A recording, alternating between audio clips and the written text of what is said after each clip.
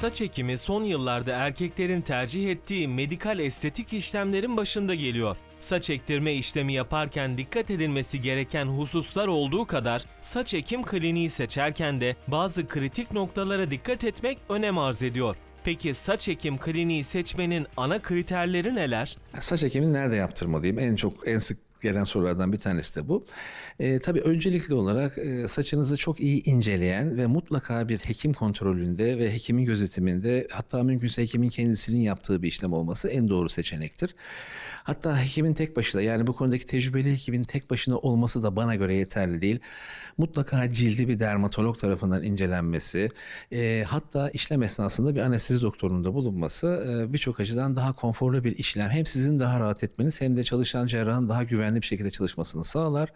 Mutlaka işlem öncesi, karar vermeden önce saçınızın çok iyi bir şekilde hem cildinizin hem cilt yapınızın hem folikül yapınızın bütün hesaplamaların doğru şekilde yapıldığına emin olun. Yani şöyle bir fotoğrafa bakılıp da işte 3000 kök, 2000 kök denen yerlere çok gitmenizi tavsiye etmem. Cildiniz incelenmeli, detaylı hesaplamalar yapılmalı, saçınızın kalınlığı ölçülmeli ki gerçek bir operasyon planlaması ve gerçek bir folikül sayısı size verilebilsin.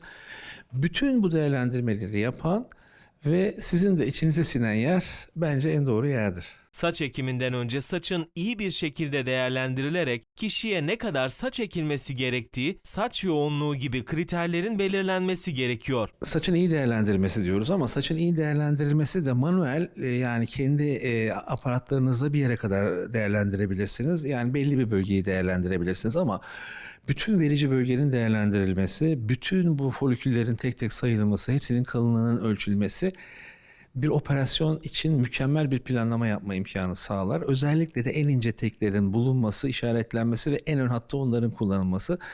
Bunun için de ülkemizde son derece gelişmiş teknolojiler var. Zaten Türkiye biliyorsunuz saç ekiminde bir dünya markası, bütün herkesin bildiği bir yer. En son teknolojiler, bu saçı tarama ile ilgili robotik teknolojilerin hepsi Türkiye'de mevcut.